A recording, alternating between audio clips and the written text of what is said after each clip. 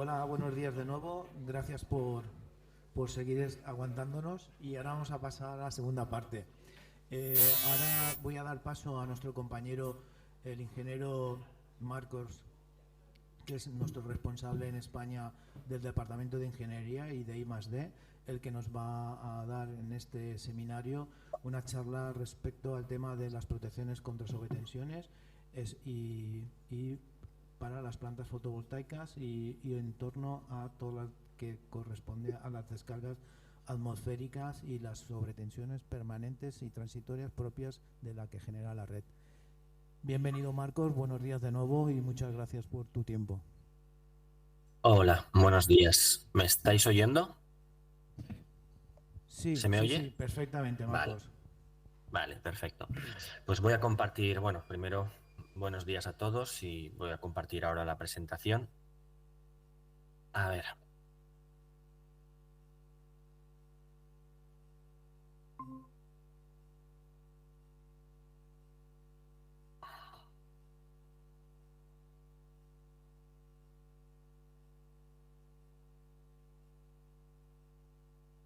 Vale, pues voy a empezar con la presentación. Eh, Como sabéis, existen dos tipos de sobretensiones, las permanentes y las transitorias. Vamos a centrarnos sobre todo en las transitorias, pero sí que vamos a hacer unas diferencias entre lo que son una sobretensión permanente, qué lo causa y cómo se pueden evitar, y lo mismo para las transitorias. Cuando hablamos de sobretensiones permanentes, generalmente estamos hablando de sobretensiones de duración larga. Cuando hablo de larga duración, en el mundo de la sobretensión hablo del orden de segundos. Para mí eso ya estamos hablando de una sobretensión larga. Puede durar minutos, pero para mí que una sobretensión dure un segundo, 3 segundos, ya es una sobretensión de carácter permanente. Y luego tenemos las transitorias. Las transitorias duran del orden de microsegundos, milisegundos.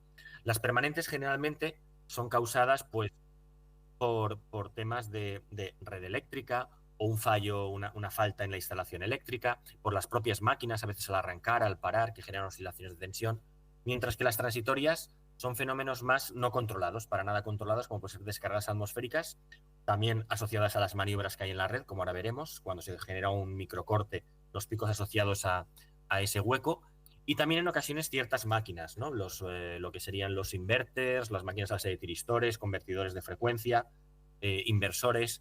Todo esto también puede generar estos picos transitorios de esta corta duración. Las permanentes se caracterizan por eso, porque duran del orden de varios segundos y la sobretensión pues no es muy elevada. No es muy elevada, me refiero es del orden de, pues si hablamos de una tensión de 220 voltios, pues puede llegar en el peor de los casos a lo mejor a unos 400, por ejemplo, un corte de neutro.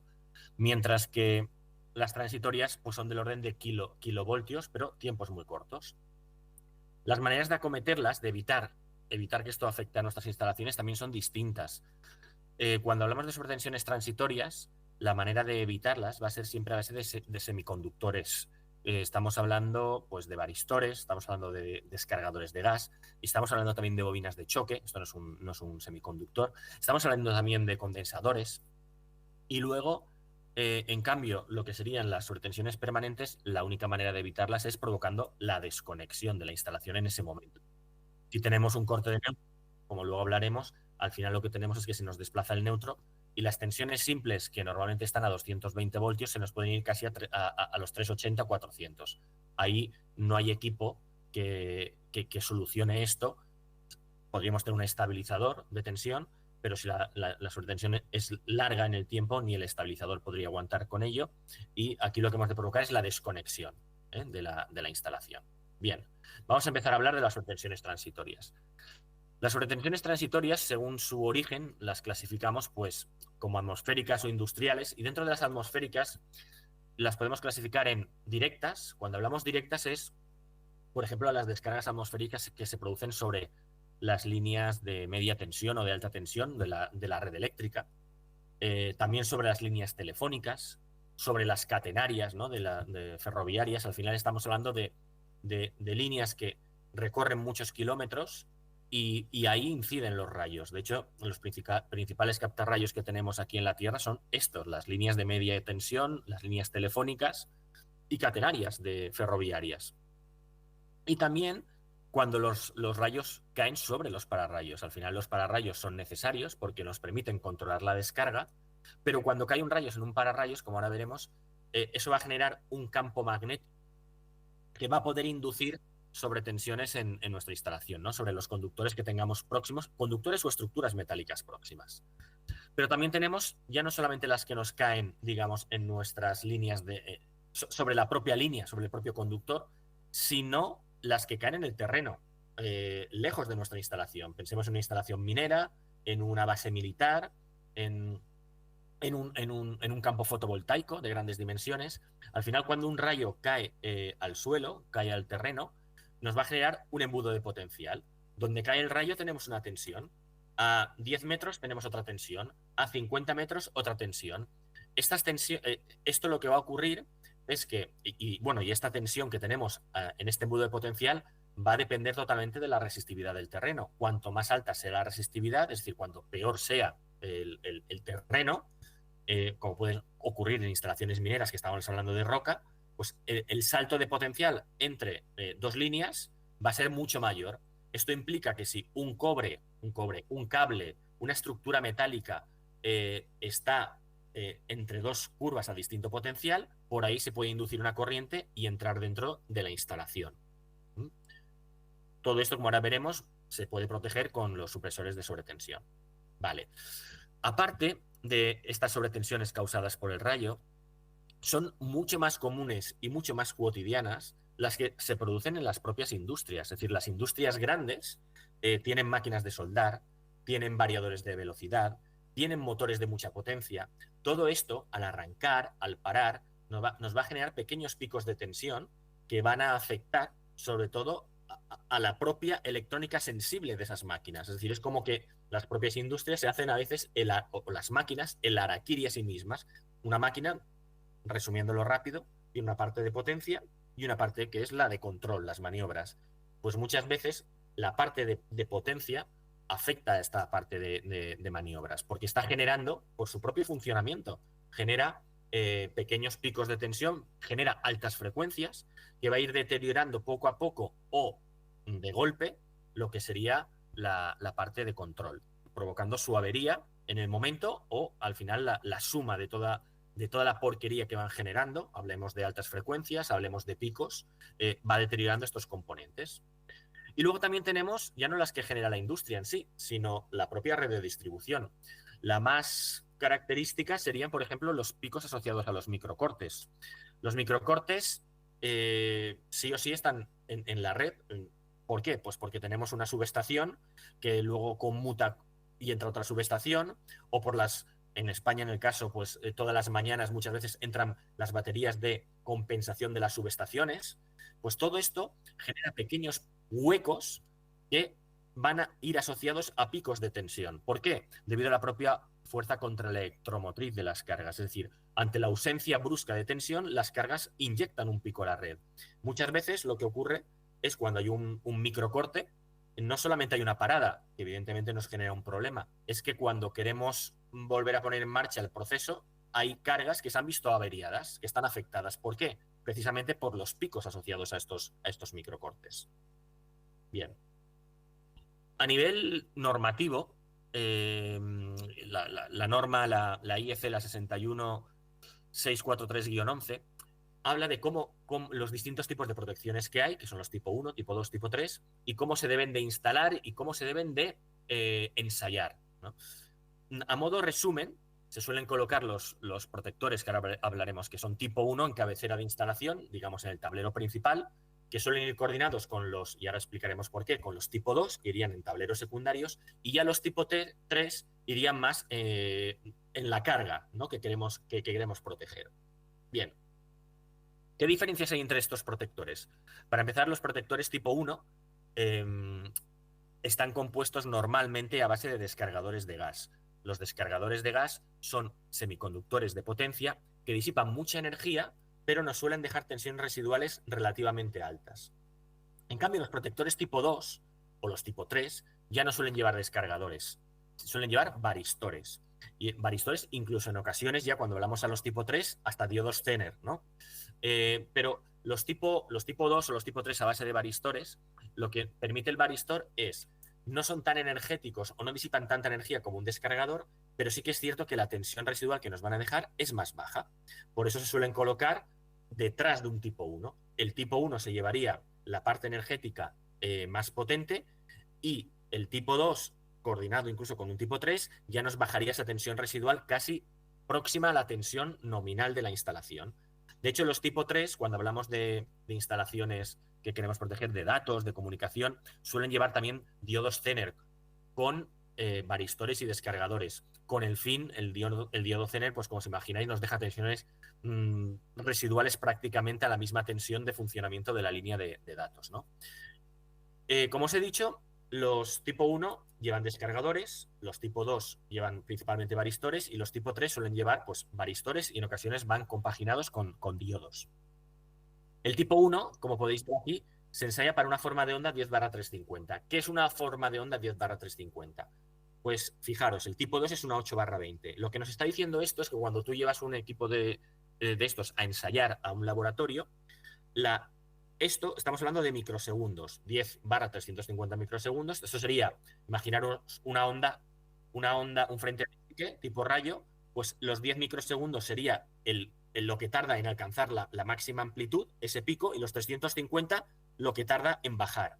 Con lo cual, como podéis ver, una forma de onda 10/350 es mucho más larga en el tiempo que una 8/20. ¿Qué significa esto? Que transporta mucha más energía. Por lo tanto, los protectores tipo 1 van a soportar más energía que los protectores tipo 2. Esta es la principal diferencia. A la hora de ensayarlos, pues los tipo 1 se van a ensayar para estas formas de onda, mientras que los tipo 2 se van a ensayar para esta otra forma de onda. Luego existen, como podéis ver aquí, equipos que son 1+2. Al final lo que tenemos son equipos que pueden soportar ambas formas de onda y normalmente se componen a base de tiristores de mucha potencia. Es decir, no llegan a ser tan potentes como un tipo 1, pero son más potentes que un tipo 2 y nos van a dejar tensiones residuales más próximas a los tipo 2. Bueno, esto muchas veces en según qué instalaciones, para evitar colocar varios equipos en cascada, se puede colocar uno en cabecera tipo 1+2. Bien. ¿Cómo se instalan los protectores de sobretensiones transitorias? Lo primero es, siempre hay que colocar un elemento de corte al protector, ¿vale? ¿Por qué? Porque si no, primero, podría arder el protector, ahora explicaremos por qué.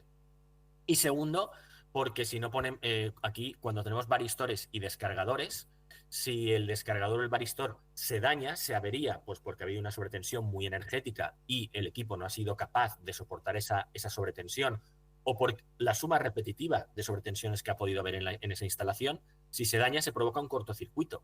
Entonces, si no tenemos un elemento de corte propio del protector de sobretensiones, nos hará saltar la protección inmediatamente anterior. Con lo cual, imaginar que tenemos el equipo instalado en un tablero principal nos desconectaría toda la instalación. Por eso, siempre hay que colocar elementos de corte. Al mismo tiempo también, si nosotros, los varistores y los descargadores de gas se comportan muy bien frente a sobretensiones transitorias.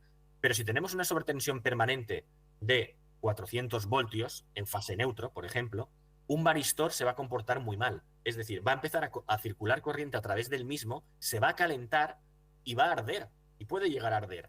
Si tenemos un elemento de corte, ya no dentro del propio protector, que también, pero aún así habría que tener un elemento de corte en la propia instalación para evitar que se produzca un problema, ¿vale? Siempre hay que colocar elementos de corte, ya sean fusibles, ya sean magnetotérmicos, automáticos, pero siempre hay que colocarlos. Luego, otra cosa a tener en cuenta también son las distancias.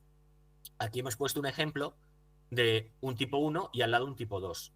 Si los pusiésemos realmente al lado, imaginaros el tablero principal y colocamos en ese mismo tablero un tipo 1 y justo al lado un tipo 2. Esto realmente no va a haber ningún tipo de coordinación. ¿Por qué? Porque los varistores son semiconductores que actúan 4 veces más rápido que los descargadores de gas. Aquí podéis ver.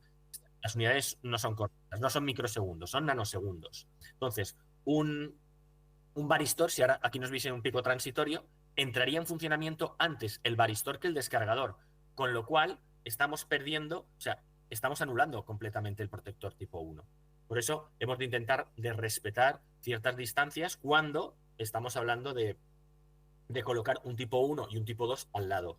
Si fuese un tipo 1 más 2, pues con un único equipo tendríamos la solución. Y normalmente también es cierto que cuando vamos a una instalación, pues se suele colocar uno en el tablero principal y otro en el tablero secundario o en los tableros secundarios, con lo cual ya estamos respetando esas distancias y ya están trabajando coordinadamente. Vale. Ahora vamos a hablar de cómo solucionar problemas concretos. ¿Vale? Pues aquí hablamos de los pararrayos. Toda instalación que tiene un pararrayos necesita sí o sí colocar un protector de sobretensiones. ¿Por qué? Pues al final un pararrayos lo que hace es captar el rayo. Y cuando el rayo baja a tierra, esto genera un campo magnético, son como unas, no sé cómo decirlo, unas circunferencias, ¿no?, alrededor de lo que sería la bajante. Ese es el campo magnético. Y ese campo magnético, lo que va a ocurrir es que en el momento en que en ese campo magnético circule un cable de alimentación eléctrica, de datos, estructuras metálicas, por ahí se puede inducir una corriente y entrará dentro de nuestra instalación. Por eso es tan importante mantener distancias. Pero aún así puede ocurrir que esto entre en nuestra instalación.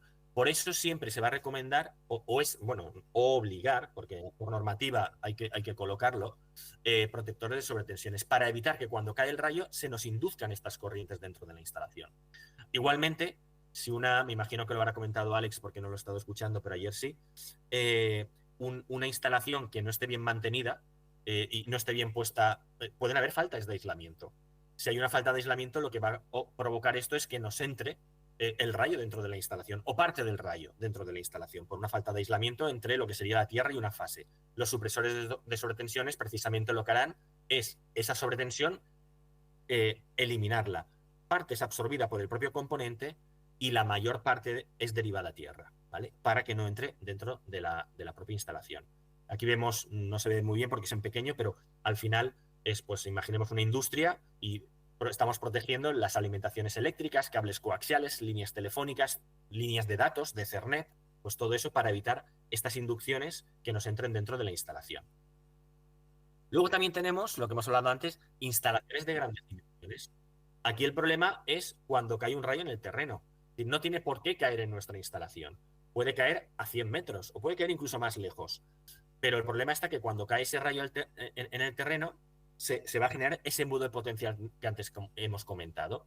Cuanto peor sea la resistividad del terreno, mayores serán los saltos de potencial entre distintas curvas equipotenciales, exacto. De tal manera que si circula un cable a través de esas curvas o una estructura metálica a través de esas curvas, por ahí va a entrar una sobretensión y afectará a lo que serían las cargas. Aquí ponemos el ejemplo esto es de una base militar que tiene un vallado y todo el vallado tiene cámaras, o una base militar o un parque solar y que alrededor tiene un montón de cámaras o incluso las propias estructuras metálicas de los paneles solares. Pues al final lo que hemos de evitar es, aquí tenemos la cámara que está alimentada a 220 y por otro lado en este caso lleva un cable, aquí hemos puesto un coaxial, pero puede ser un PoE, ¿vale? Pues al final lo que hemos de evitar cuando cae aquí el rayo, habría que proteger en ambos extremos para que no nos afecte la instalación. Por un lado, para proteger la cámara, pero sobre todo, más importante, para proteger la instalación. Es decir, que el rayo no nos entre en la instalación por el coaxial, el PoE o la alimentación eléctrica.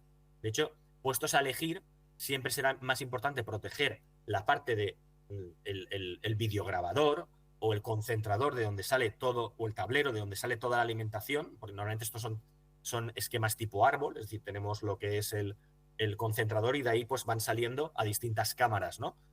Pues es más importante proteger esta parte para que no nos entre dentro de la instalación que no lo que son los elementos finales, que hay muchas cámaras, pues bueno, se pueden proteger las cámaras o, puestos a elegir, proteger lo que sería el concentrador, de donde salen todas las señales. Vale. Luego también teníamos lo que hemos comentado, las sobretensiones generadas en una industria o en una explotación minera, las máquinas, porque me acuerdo en una instalación con Héctor que estuvimos viendo que las propias máquinas estaban generando problemas a las maniobras, ¿no? Al final tenemos lo que hemos comentado, siempre hablamos del rayo, pero tenemos otra parte muy importante que son las empresas que tienen mucha potencia. Un motor, al arrancar, al parar, genera oscilaciones de tensión, picos de tensión, genera altas frecuencias, todos los equipos que funcionan a base de tiristores, máquinas de soldadura. Todo esto va a generar porquería en la instalación que va a afectar a las cargas más sensibles. Pensemos que las cargas más sensibles, todo lo que son las PCBs, todo lo que son las PLCs, disponen de diodos, disponen de condensadores. Y un condensador, por ejemplo, que es por donde suelen caer siempre toda la electrónica, un condensador su impedancia es inversamente proporcional a la frecuencia. Es decir, la impedancia de un condensador es 1 partido 2pi por la frecuencia y por la capacidad, ¿no? Es decir, cuanto más alto es la frecuencia, menor es su impedancia y por ahí va a pasar toda la corriente. ¿Qué ocurre? Que todos los fenómenos transitorios son altas frecuencias. Al ser altas frecuencias, esos condensadores se chupan estas corrientes y petan. Y al petar se daña la máquina.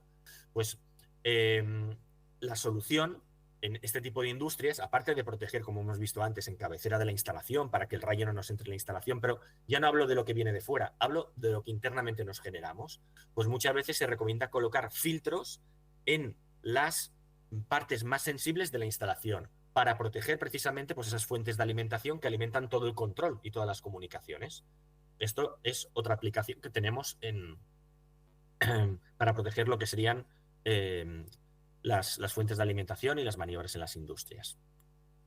Luego también lo que hemos comentado, el caso principalmente del microcorte. Cuando tenemos un microcorte, lo que son las industrias, trabajamos mucho para industria, por eso siempre me refiero a las industrias, pero puede afectar incluso a una vivienda doméstica. Cuando tenemos un microcorte, al final lo que se está generando es un hueco, y ese hueco va a ir siempre asociado a un pico de tensión debido a la propia fuerza contraelectromotriz. Esto es como cuando tenemos una carga enchufada a la red, con un enchufe, lo desconectamos y enseguida vemos que salta la chispa. Esa chispa es porque la propia carga se está oponiendo al cambio brusco de tensión e inyecta un pico a la red. Pues cuando se producen estos microcortes, toda la red, todas las cargas conectadas, inyectan un pico. Y esto es lo que muchas veces va a provocar que se produzcan esas averías. Es decir, tienes un microcorte, se produce una parada que nos fastidia, pero es que muchas veces asociado a esa parada hay mucha avería. Pues con los protectores de sobretensiones evitaríamos no vamos a evitar la parada, pero sí vamos a evitar estas averías asociados a estos picos de tensión. Esto no solamente se produce en la red, esto se produce, imaginaros, vuelvo, en una misma máquina que tiene, por un lado, motores de potencia, por otro lado tiene los variadores que mueven esos motores de potencia y por otro lado tiene el control. Pues la propia máquina inyecta un pico cuando hay un microcorte porque esos motores se oponen a ese cambio brusco de tensión y te va a inyectar un pequeño pico que igual un pico no te daña lo que es la maniobra, pero la suma repetitiva de esos picos sumada a altas frecuencias que hay circulando por el cuadro al final va a acabar dañando lo que sería la electrónica sensible. Vale. Bueno, esto me lo pago. Hemos hablado de sobretensiones transitorias. Ahora brevemente hablaré de las sobretensiones permanentes. Aquí hemos puesto la más, digamos, dañina, sería un corte de neutro. Cortamos el neutro, se nos desplaza el neutro, se queda todo desequilibrado. Aquí vemos un triángulo completamente equilibrado, donde tenemos pues, las tensiones compuestas, que serían los 380-400 voltios, y las simples 220. Pero en el momento en que se desplaza el neutro, porque lo hemos cortado, lo que ocurre es que unas tensiones simples se nos van a acercar a 0 y otras se nos van a acercar a los 400 voltios, ¿vale? Entonces dependerá de cómo estén equilibradas las cargas y todo, pero eso provocará un corte de neutro. Cuando se produce un corte de neutro, no vamos a evitar este problema con varistores ni descargadores. Ahí lo que hay que hacer es desconectar esa instalación, esa carga en concreto donde se produce el corte. Para esto hay una normativa, que es la 50-550, que explica qué tipo de protectores se pueden utilizar para provocar estas desconexiones. Se puede hacer también a base de relés. En este caso, esta normativa que estoy mencionando aquí aplica a los cargadores de vehículo eléctrico, que ellos exigen una determinada curva de desconexión. Pero también se puede trabajar en cualquier tipo de industria o cualquier instalación con un relé que en el momento que detecte que hay una sobretensión permanente me desconecte el automático general o el automático de esa carga que queremos proteger del corte de neutro. Como hemos comentado ya durante la presentación, a veces no, siempre hay que conocer muy bien lo que se quiere proteger. Porque no es lo mismo proteger una instalación fotovoltaica, no hablo ya la parte porque una instalación fotovoltaica tiene la parte, pues eso, de protección externa, pero también interna. Pensemos que, pues normalmente las instalaciones fotovoltaicas funcionan a 500 voltios de continua, 1000 o 1500. Pues no es lo mismo, claro, no es lo mismo colocar un protector para alterna que para continua. De hecho, no solamente por la tensión, también por los componentes. Nunca vamos a colocar en una corriente continua un descargador, porque un descargador se queda cebado. El varistor no. Entonces, pues hay que saberlo. No es lo mismo proteger una línea que trabaje con un cable coaxial que trabaje con un bus de datos 232, 485 o con PoE, ¿vale? Hay que conocer muy bien los protocolos de comunicación para decir, este es el equipo que tengo que colocar para que me proteja perfectamente mi instalación, ¿vale? Aquí tenemos ejemplos, pues, de equipos para proteger lo que serían instalaciones fotovoltaicas.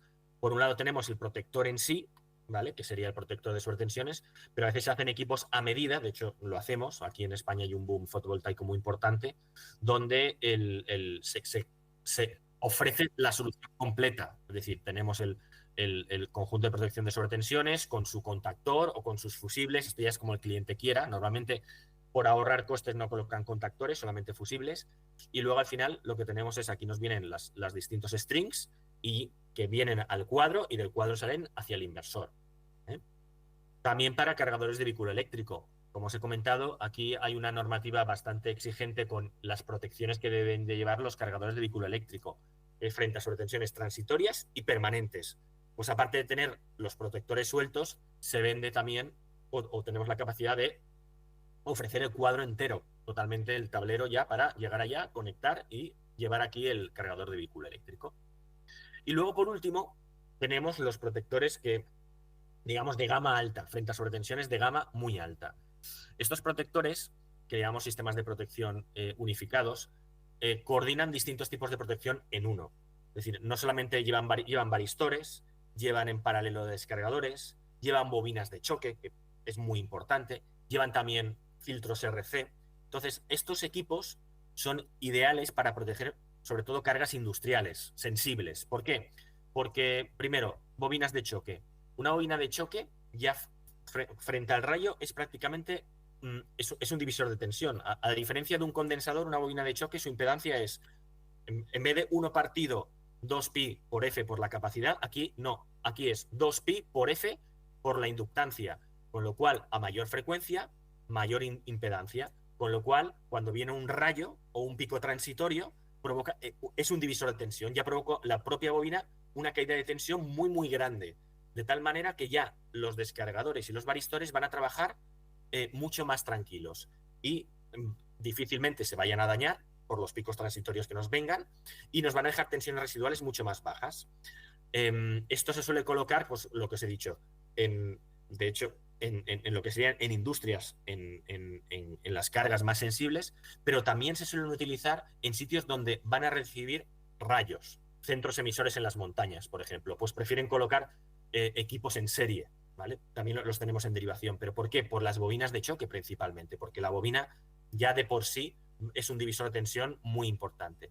Y luego al mismo tiempo, al tener bobinas y tener conjuntos RC, ofrece también un filtrado de altas frecuencias, con lo cual estamos filtrando esta porquería que están generando pues, variadores de velocidad, inversores, cargas electrónicas no lineales, que van a afectar sobre todo a la electrónica más sensible. Y con esto lo que estamos es limpiando este equipo instalado justo delante de esta maniobra, la está manteniendo en el tiempo, mucho más tiempo, por valga la redundancia, porque la señal que le va a llegar es más pura. Estamos eliminando altas frecuencias, estamos eliminando transitorios, las tensiones residuales son muy bajas, estamos eliminando, trabajando no solamente entre fases y neutros, sino entre las propias fases, fases tierra, es decir, todo está perfectamente protegido y coordinado, ¿no? Entonces es una protección fantástica para cargas muy sensibles. Y bueno, esto aquí ya os explico, son imágenes, para que esto es la tensión residual, ¿vale? Cuando he estado hablando de tensión residual, esto sería un ensayo realizado en la Politécnica de Valencia ya hace tiempo. Esto sería un pico de 5.000 a la entrada. Esto sería la entrada de la línea roja, la entrada, ¡pum!, le metemos 5.000 voltios y la salida. Esto es el efecto que tiene un equipo. Es decir, aquí realmente, si viésemos cómo trabajan, pues si vieseis las bobinas, no lo he puesto aquí, pero veríamos cómo primero entrarían las bobinas, te provoca una caída de tensión y luego los varistores y los descargadores ya te dejan la tensión prácticamente a tensión nominal, ¿vale? Protegiendo las cargas. Esto es lo que hemos hablado del efecto del microcorte. Aquí se ve. Esto está medido recuerdo en una instalación que todos los días a la misma hora se le paraban los variadores y de vez en cuando tenía averías. Y esto era porque detectamos que todos los días una subestación que estaba al lado a esta hora, porque era siempre todos los días, me acuerdo, a las 5:59 de la mañana, entraban las baterías de compensación de la subestación. Y esto provocaba este pequeño microcorte. Y este pequeño microcorte, pues lo que provocaba era paradas y lo que provocaba en ocasiones eran averías. Pues esto, evidentemente, los microcortes se han de medir con equipos de calidad de suministro. No se puede medir con un equipo cualquiera. Si lo medimos con un equipo cualquiera, ya estamos hablando de un corte de tensión. Bueno, más. Esto sería el comportamiento en frecuencia que tienen los equipos. Al final, lo que os he comentado son equipos que disponen de impedancias, o sea, bobinas de choque y conjuntos RC. Son filtros que a partir del kilociclo prácticamente eliminan todo tipo de frecuencias. Es decir, son filtros RCI, con lo cual para todo lo que estamos hablando de electrónica sensible, la va a proteger muy bien frente a fenómenos transitorios y altas frecuencias. ¿Cómo se instalan? Pues antes os he comentado que siempre un protector de sobretensiones ha de llevar una protección. En este caso, este tipo de equipos ya lleva las protecciones internas, ya viene con sus propios magnetotérmicos. Normalmente trabajamos con magnetotérmicos, también puede trabajar con fusibles, pero nos gusta el magnetotérmico básicamente porque lo puedes rearmar, no es de usar y tirar. Entonces, normalmente este tipo de equipos suele llevar pues, sus magnetotérmicos para proteger los componentes, los varistores, los descargadores, los RCs, y muchas veces lleva también pues, lo que son alarmas, ¿vale? Para indicar si el equipo ha actuado, pues que lo sepan desde la central. Bueno, esto ya lo he estado comentando todo. Y por último, deciros que en la propia web tenemos pues como un selector, digamos, un par de protección. Aquí, pues respondiendo a una serie de preguntas, se recomienda qué protecciones hay que colocar. Si bien es cierto que podéis contar siempre con todo nuestro apoyo a la hora de cómo proteger una instalación. Es decir, para eso estamos.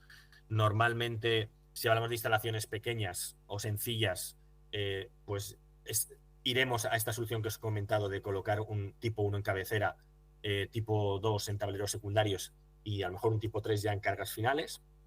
Pero ya cuando vamos a instalaciones complejas, como pueden ser, no sé, una minera con todas sus máquinas, pues igual interesa conocer exactamente cómo es por el tema de las tierras, por ejemplo, pues que hay mucha estructura metálica puesta a tierra, hay que saber cómo están puestas a tierra, hay que ver cómo están puestos los tableros metálicos en sí también, tensiones, cómo puede afectar la potencia a la maniobra o a la comunicación, ver si los cables están apantallados, si no, si la pantalla hay que ponerla a tierra o en ocasiones a través de un varistor. Esto ya es más complejo. Instalaciones más complejas, siempre podréis contar con nuestro apoyo para ver cómo darle la mejor solución, ¿no? Y por mi parte, ya está. Ya no sé si tenéis alguna pregunta. A nuestro compañero Marcos.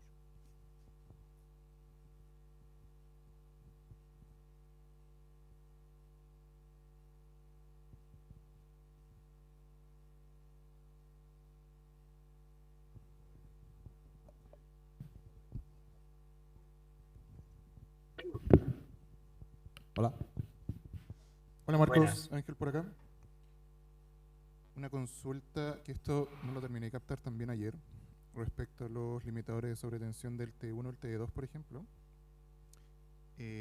Las distancias. La distancia del T1 al T2. Se pactó algo de 15 metros, pero no logro recordar si era menor o mayor a los 15 metros. El T1 pierde eficacia y en este caso no se activaría. Eso es lo que no me termina de quedar claro. Sí. En el ejemplo hemos puesto 15 metros para curarnos en salud. pensad que esto va a depender también pues, de la sección del cable. Si estamos hablando de un cable o una pletina, es decir, al final lo que queremos provocar es como un desacoplo, ¿vale? El descargador de gas es mucho más, que es el tipo 1, es mucho más lento. Estamos hablando de 100 nanosegundos, pero es más lento que un varistor, que actúa en 25 nanosegundos. Si tú lo tuvieses al lado, lo que va a ocurrir es que va a entrar antes a trabajar el varistor, se dañaría el varistor y no trabajaría el tipo 1. Entonces, por eso estamos hablando de unos 15 metros. Pero cuando hablamos de 15 metros, también es cierto que es un valor que nos podemos quedar tranquilos con que ya hay una distancia, ¿vale? Pero también tú piensas que cuando en los propios tableros los cables no van en línea recta, tienen curvas, todo eso va a provocar que a lo mejor, aunque esté prácticamente en el mismo cuadro, pero la distancia del cable con sus curvas y todo ya está provocando ese desacoplo. No sé si te he respondido. Es decir, no hay sí que podríamos calcular el número exacto, pero se requeriría tanta información que no tiene sentido. Es decir, secciones de los cables, cómo están, si son tiradas rectas, si son curvas, material del cable, no es lo mismo para aluminio que para cobre. Entonces, lo que hay que intentar es colocarlos, pues eso, en un tablero, en un mismo cuadro, se podría colocar, imaginar al lado del general igual 1, y luego hay un embarrado donde van saliendo a distintas cargas, pues se puede ir colocando en esos embarrados, pero no uno al lado del otro, ¿vale? Uno al lado del otro, al final, el tipo 1 no trabajaría nunca. Poniéndonos en la peor condición, que ocurriese que necesito ponerlo al lado. En el tablero de distribución tendría que optar por un T1 más un T2. Perdón, vuélveme a hacer la pregunta, que no te he oído bien. En el peor de los casos, tengo la condición de que sí lo tengo al lado y necesito instalar. Debería instalar un T1 más T2 en el tablero de distribución. Yo te recomendaría colocar uno que es 1 más 2. O sea, no 2 equipos, sino un 1 más 2. Te recomendaría. Claro, También es cierto que esto va a depender del tipo de instalación. Quiero decir, si está en un entorno urbano, colocas un 1 más 2 y te quedas muy ancho y muy tranquilo. Pero si, por ejemplo, es un centro emisor en una montaña, ¿vale? Ahí yo te diría, pon un tipo 1 y luego intentemos dar en un tablero secundario colocar un tipo 2, ¿vale? ¿Por qué? Pues porque en una montaña el problema que va a tener, pues que las descargas atmosféricas es más fácil que un centro emisor tiene una antena, la antena tiene un pararrayos, tiene también una línea de media tensión que recorre toda la ladera de la montaña que va hasta el centro emisor, con lo cual es un captarrayos maravilloso, con lo cual está muy expuesto al rayo, puro y duro, con lo cual siempre te recomendaría colocar primero un tipo 1 y intentar luego colocar un tipo 2.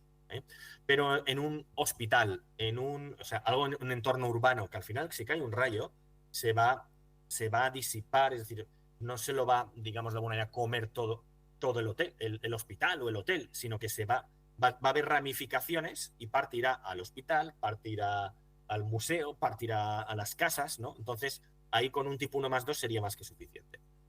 Perfecto, me queda clarísimo. Muchas gracias, Marco. Marcos, hola, buenas. Una consulta. No soy muy entendido en el tema. Yo por lo que veo en las imágenes, estos son dispositivos tipo cartucho desechables o son rearmables. A ver, hay de todos los modos, están los que son de cartucho desechable y los que son modulares, ¿vale? Que si se daña el módulo, pues hay que cambiarlo. También deciros que no, porque sean de cartucho desechable, pues me adelanto a una pregunta que me podéis hacer. No porque hay una sobretensión actúa y se daña el equipo. No, no es así. Es decir, al final un varistor o un descargador soporta una energía, la que sea. Si ese fenómeno transitorio supera ese valor, lo va a dañar. Si no lo supera, no lo dañará. Entonces, normalmente, porque hay una sobretensión, el varistor no se va a dañar, ¿vale? O el descargador no se va a dañar. Pero también te digo, igual colocas uno, al primer impacto es muy potente y daña el componente, pues porque se ha colocado un varistor de menos potencia que lo que nos ha venido por la red. Por eso se suele recomendar colocar un tipo 1 en instalaciones que están más expuestas al rayo y en instalaciones menos expuestas al rayo, tipo 2, por ejemplo. Pero, insisto, no. Hay algunos de cartucho que si se daña el varistor lo que se hace es se quita el cartucho y se sustituye por otro, y hay otros que son modulares, que lo que hay que quitar es el módulo entero, ¿vale? Ya, ¿sabes por qué te hago la consulta? Porque mira, va relacionado a otra consulta que tiene que ver con cuál es la periodicidad de actuación de estos dispositivos. ¿Por qué hago la consulta? Porque, por ejemplo, acá en Chile es muy fácil ir al almacén de la esquina y encontrar un disyuntor, por ejemplo, monofásico, trifásico, un protector diferencial.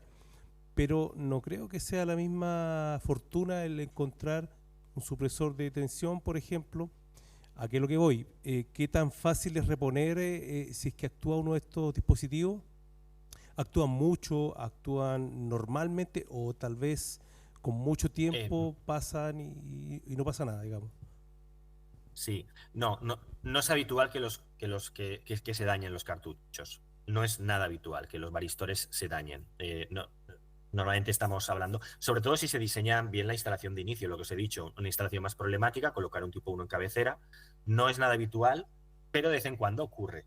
Pero por nuestra experiencia apenas se cambian con estos cartuchos, ¿eh? No, también es cierto que no sé, en Chile, aquí en España, sí que es común que los almacenes tengan protectores de sobretensiones, con lo cual la reposición es muy rápida. Pero no es tampoco, no es habitual que se dañen. Vamos, no nos ganamos la vida cambiando cartuchos, ese no es el negocio, ya te lo digo yo. Se dañan muy poquito. Perfecto, gracias, Marcos.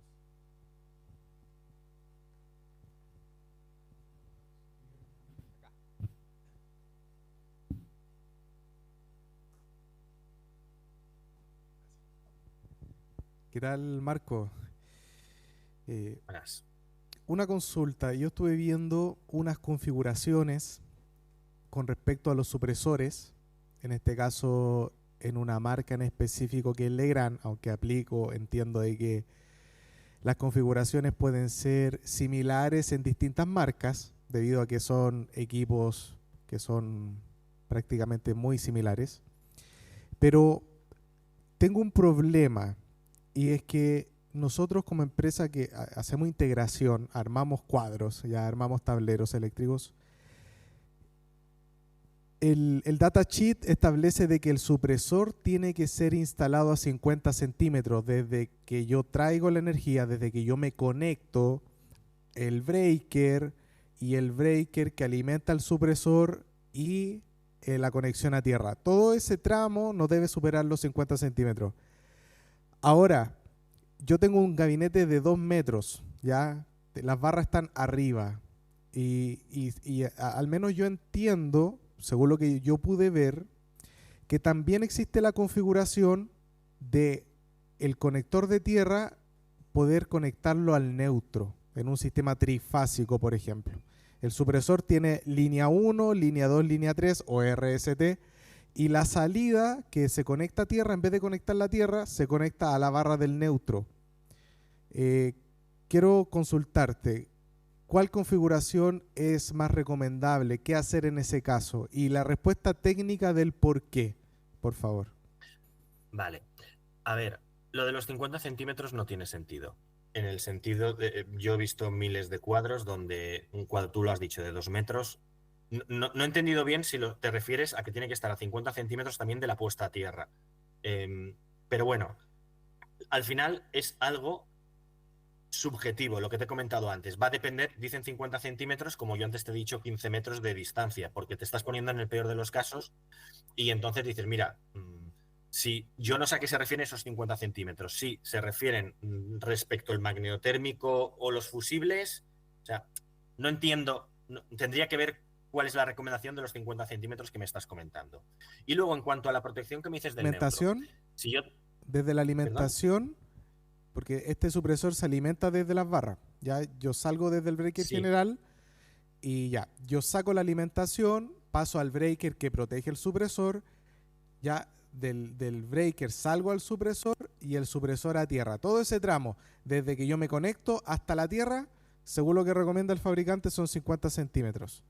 Sí, vale, eso tiene más sentido, aunque es un dato también lo que te he comentado, que es arbitrario, no está fundamentado, es como antes yo hablaba de los 15 metros. Al final tú piensas que lo que hemos de intentar es reducir la impedancia al máximo. Esto es una cuestión de impedancias, porque tú lo que quieres es que cuando detectemos el pico de tensión, la impedancia sea lo mínimo posible para tirar esa sobretensión, para captarla, que no pase y derivarla a tierra.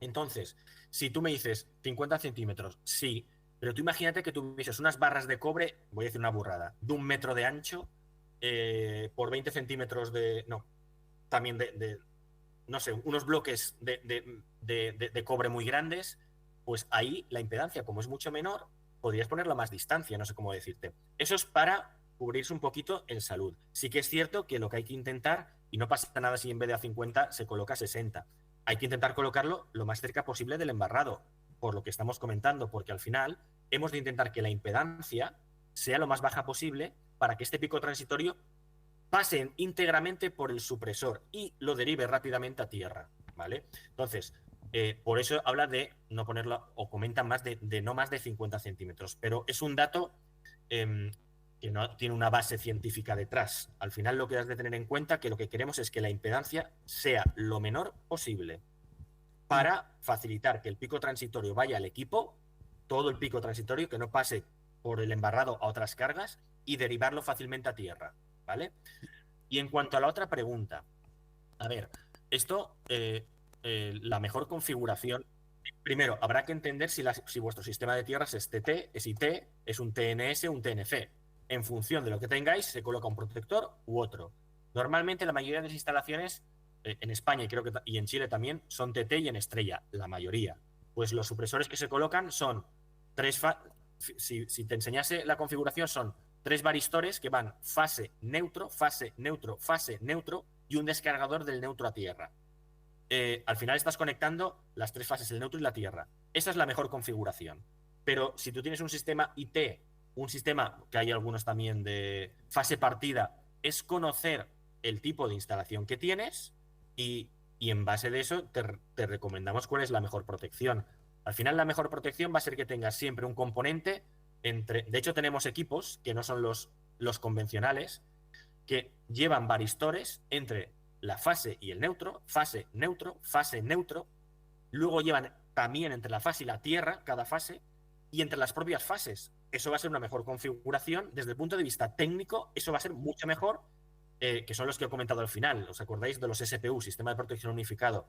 Eso está protegiendo con elementos individuales y redundantes entre todos los conductores activos y entre ellos y tierra. Con lo cual, eso es mejor que el típico protector, que es el convencional, el de Legrand, el nuestro, DEN, Phoenix, Schneider, que al final lleva varistores normalmente entre lo que son las fases del neutro y el neutro puesto a tierra a través de un descargador. No sé si te he respondido a la pregunta. Sí, Marco, muchas gracias. Lo que pasa es que el neutro en este caso se conecta a neutro porque se entiende que hay tierra de servicio y la tierra de servicio va a tierra en el fondo. Creo que por eso da esa opción de configuración, aunque creo que lo mejor es que vaya a tierra de lleno, ¿cierto? Sí. Ahora quiero consultarte también como última pregunta. En un sistema trifásico que tiene neutro, ¿cuál supresor me recomiendas tú? ¿El de 3 polos que vaya a tierra o el de 4 polos a tierra? 4 polos. 3 fases neutro y tierra. El de 4 polos. Gracias, Marco. ¿Vale? Y te podría, eso ya si quieres dar la explicación a través de diagramas de por qué, ¿vale? Pero si tú estás protegiendo... bueno, te lo explico. Si tú colocas el de 4 polos, estás colocando varistor a neutro, o sea, la L1 a neutro, la L2 a neutro, la L3 a neutro y un descargador a tierra. Pero fíjate que a través del neutro estás protegiendo también con los 2 varistores. De hecho, esto es lo que dice la UL. Vosotros creo que aplicáis la IEC aquí en España, como en España, pero al final lo que estás protegiendo entre las 2 fases es a través de 2 varistores. Si lo hiciésemos fase tierra, fase tierra, fase tierra, lo haríamos también, pero ya no es tan fino porque el neutro está desprotegido, ¿vale? Con lo cual es mejor hacerlo, si tú tienes un sistema en estrella con neutro, los 4, siempre.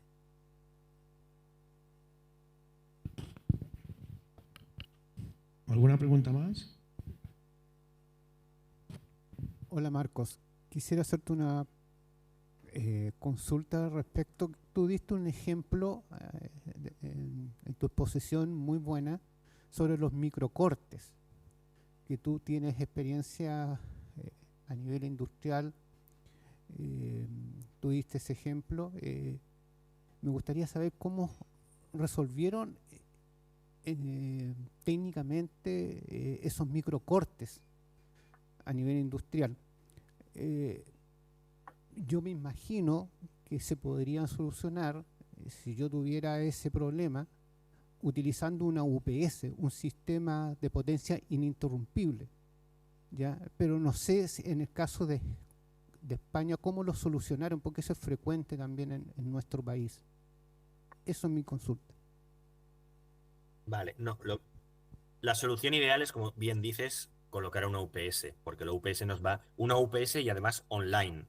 Sabes que de dos tipos están las offline y la online. La online es la que siempre alimenta de baterías, la offline es la que entra. Claro, un microcorte no lo va a detectar, o le va a costar detectarlo. Entonces, sí que es cierto que frente al microcorte está la UPS. ¿Qué ocurre? Que si tú quieres eliminar un microcorte a nivel de fábrica, de cabecera, no vas a colocar una UPS de 800 kVA porque no tiene sentido. Entonces podrías ir a las cargas más sensibles. Lo que ocurre es que muchas veces lo que se hace es, delante de esa UPS, o sin la UPS, pero delante de la UPS se coloca un protector también. ¿Por qué? Para proteger a la propia UPS. Porque incluso los fabricantes de las UPS pueden decir, no, ya lleva protección. Sí, pero no están pensadas para eso. Entonces, para proteger a la propia UPS, y además, insisto, ha de ser una UPS online, que es mucho más cara que una offline, se coloca un supresor delante para protegerla. Pero también ocurre que tenemos clientes, mucha industria, Heineken, por ejemplo. El otro día estuve en la Heineken, aquí al lado en Valencia, donde estamos nosotros, que tenían problemas con los microcortes, que se les caen las fuentes de alimentación, se les dañaban las fuentes de alimentación. No iban con UPS. Directamente lo que quieren es evitar las averías. Hombre, prefieren, si se les para, pero no querían con UPS básicamente por una cuestión de dinero. Y dicen, pues mira, yo lo que quiero es evitar la avería, porque la avería ya, si en el momento que se me cae una fuente de alimentación, me cuesta tanto dinero la reparación como el tiempo que estoy parado, que yo lo que quiero es que no se me caiga. Yo lo que quiero es protegerme principalmente de la avería. Entonces, a la pregunta que me haces, en España tampoco hay una solución maravillosa. Es decir, no podemos, lo ideal sería colocar un SAI en cabecera de la instalación. Eso no lo hace nadie. Y lo que se hace a veces pues, no sé, en instalaciones críticas, igual sí un SAI que coge toda esa parte crítica, pero se protege el propio SAI. Un CPD, por ejemplo, pues delante del CPD hay un SAI siempre, pero se colocan protectores delante del CPD, de la UPS, para evitar que esa UPS se dañe. O en una industria se puede colocar un SAI online pequeñito para proteger la maniobra, porque al final en un proceso industrial lo que cae es la maniobra, no son los motores. Un microcorte, un motor no lo para.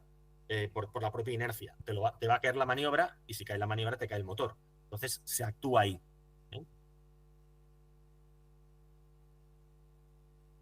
Perfecto. Si hay alguna otra consulta. ¿Sí? ¿No? Bueno, le queremos dar las gracias a Marco, ¿cierto?, por su tiempo. Un aplauso.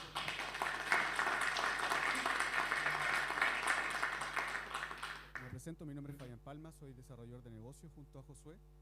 Le queríamos dar las gracias a Alex, ¿cierto?, y a Ángel, que han viajado directamente desde España para estar con nosotros. Así que también un aplauso para ellos, una excelente presentación. Para nosotros como FNX es un orgullo, un gran honor tener una marca como IDTech dentro de nuestro portafolio. Así que los dejamos invitados a descargar nuestro catálogo que está en línea en la página de Artel. Y ahora vamos a hacer entrega de un certificado de asistencia y los dejo acá con mi colega que les va a dar las gracias también. Buenas, mi nombre es Josué Ruminot, también soy el PM de la marca FNX. Queríamos darle las gracias por su tiempo, por estar acá con nosotros. El objetivo de nuestro seminario es que ustedes puedan resolver sus dudas, que nos tomen como también un partner, que puedan todas sus necesidades, consultas, también las puedan canalizar con nosotros. Nosotros directamente no vendemos, sino que vendemos a través de Dartel, pero somos un partner para ustedes, para sus dudas técnicas, para acompañarles, para ver si es que hay que haber algún proyecto.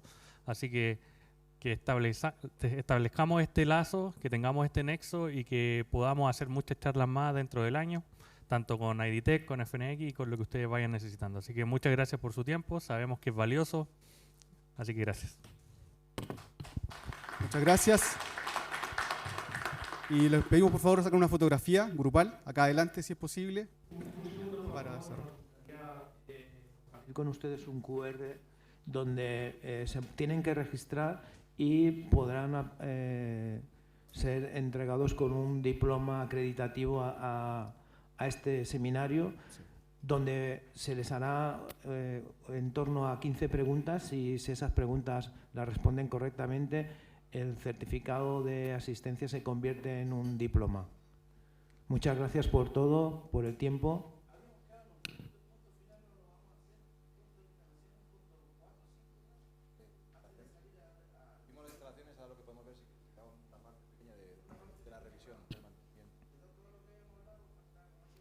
Sí, lo podemos compartir. Le damos... Lo pasamos. Es una parte breve. Me lo pasé. Aquí. Bueno, empezamos por la parte del equipamiento que necesitas para la protección personal, para hacer las instalaciones. Bueno, necesitas, obviamente, son trabajos en altura, son trabajos que tienen un riesgo, que tienes que tener una certificación, riesgos laborales. Nos hacemos por descuelgues, por fachadas. Aquí estamos viendo una imagen, ¿no?, de unos técnicos cómo se están descolgando, que instalaron un pararrayos en un poste publicitario de 30 o 40 metros de altura. Bueno, es un descuelgue, te tiene que hacer en parejas, necesitas una equipación, casco de seguridad, líneas de vida, etcétera y demás. Con lo cual, no solamente una persona que instala un pararrayos tiene que ser una persona capacitada en el parte eléctrica, sino también muchas veces necesitamos un trabajo en altura, ¿de acuerdo?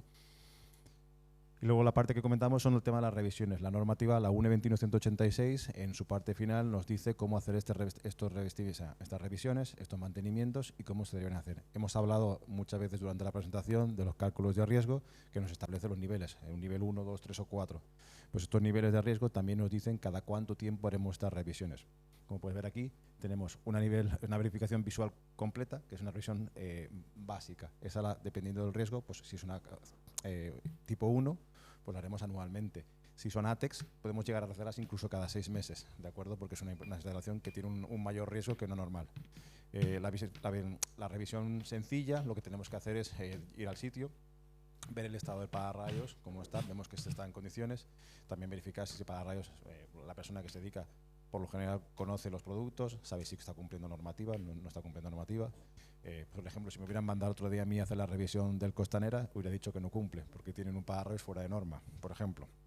Visualmente se puede hacer, ¿no? ¿De acuerdo? Luego tenemos que verificar los conductores de bajada, que estén situados como deben estar, y luego haremos una medición de la toma de tierra. Tenemos que verificar que está por debajo de los 10 ohmios, ¿de acuerdo? Y eso sería una revisión, la que nos compramos, la básica. Luego tendremos que hacer una más completa, que deberíamos de bajarnos el pararrayos y hacer un testeado, ver que, digamos, que la electrónica, que el sistema dentro está funcionando correctamente. Bueno, no sé si lo habéis visto, habéis tenido una oportunidad, tenemos ese tester ahí fuera, se le aplica una corriente al pararrayos y veremos que está en rango, veremos que es capaz de generar ese trazador ascendente, que está calibrado, que sigue funcionando, que no hay ninguna derivación, que no hay ninguna fuga de corriente. Si eso está todo ok, lo volveremos a subir, lo montaremos y haremos toda la parte anterior de la revisión, de la toma de tierra, de lo que viene siendo, pues eso, conductores, que todo está en contacto, está en buen estado. Iremos al contador, como lo vemos ahí, y sabemos si hemos tenido una descarga. Si hemos tenido una descarga, es posible que se hayan cristalizado las tierras, es posible que tengamos que hacer una intervención y actualizarlas y mejorarlas. Pues todo eso es lo que tenemos que hacer como mantenimiento, ¿de acuerdo? Y eso sería la parte de revisiones. Y luego una pequeña parte de errores, que eso son, bueno, tenemos opciones diferentes, dependiendo. Hemos visto opciones de eso, de que hayan conectado en una toma de tierra tres arquetas, o sea, en la misma, las 3 picas, obviamente no funciona para nada. Mala aplicación de los elementos, aquí lo vemos que no han instalado correctamente el pararrayos, no hay pieza de adaptación, cosa que decía anteriormente, que en un caso no se explotó. Y luego las uniones equipotenciales no, pues las obvian, o al final se quedan bajo del estuco y no funcionan, no se cortan y demás. Y nada, eso es lo que nos quedaba.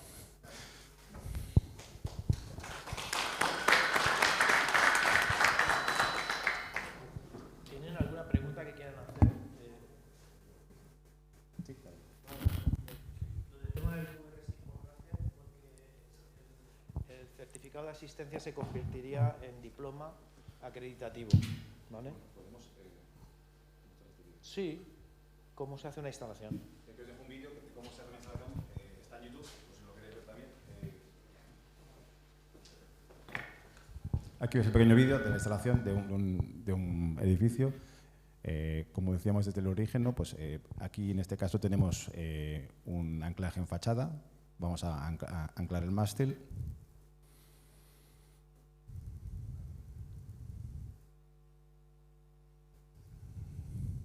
Verificar que siempre que el pararrayos sea el punto más alto, como mínimo 2 metros, recomendable siempre 6. Vemos la pieza de adaptación, como el cable circula por dentro, fijamos, atornillamos el cable para evitar lo que decíamos, el efecto látigo, que no que lo perdamos para la próxima vez. Fijaremos el pararrayos, con lo cual un nexo de unión muy importante y punto crítico de la instalación. Haremos uniones equipotenciales, como vamos a ver ahora, porque tenemos una antena de televisión y lo que vamos a hacer es, vamos a lanzar un cable hasta ella y conectaremos también ahí una vía de chispas.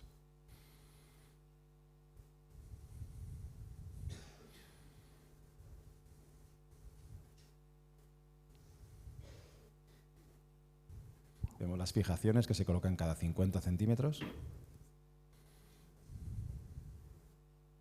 La vía de chispas con la antena y ahora vamos a ver la bajante, que hemos dicho que tiene que ser lo más vertical, lo más recta posible hacia la toma de tierra. Veremos que sale por la parte inferior del mástil, colocaremos las capas metálicas, en este caso un cable de cobre de 50 milímetros, que es el más común y el más económico para cumplir normativa.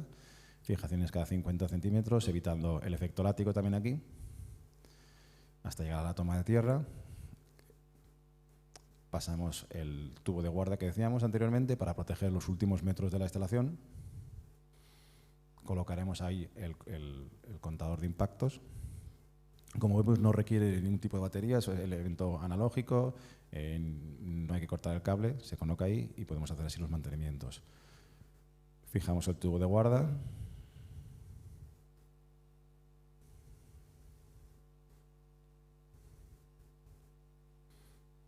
Pasamos a la toma de tierra, haremos una arqueta de registro con un puente de comprobación para hacer las mediciones de las tomas de tierras, en las cuales para hacer esas mediciones lo que tenemos que hacer será desconectar el pararrayos. Desde esta forma, aquí en este puente de comprobación podemos verlo, cómo desconectaríamos. Para hacer una medición, vemos la salida a las otras picas, en este caso se ha hecho con uniones. Se cortó el cable. Pero, a ver, volvamos atrás. Vale, volvemos un poco atrás.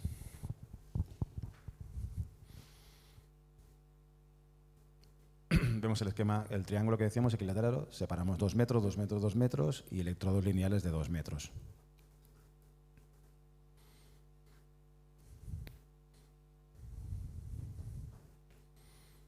Vale, ahí cerramos una toma de tierra y, como decíamos, para la segunda bajante nos vamos a ir a la fachada puesta por el otro lado y de la misma forma, de lo más vertical posible, hasta llegar a la superficie y la instalación de los rayos.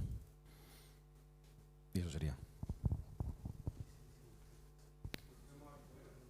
Sí.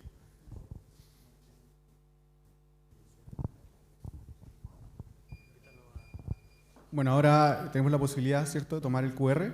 Las respuestas las pueden hacer cuando ustedes lo requieran. Las personas que cumplan el requisito se les va a hacer llegar el diploma.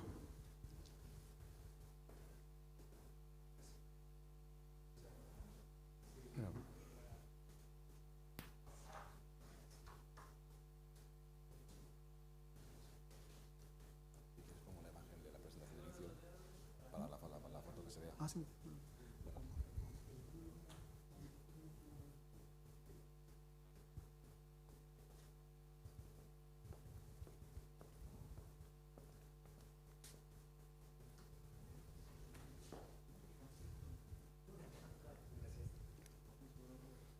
Si ahora pasamos adelante, por favor, por la fotografía final para dar cerrada la jornada. Muchas gracias. Si hay alguien que tenga problema con el QR, posteriormente se lo entregamos, no hay problema.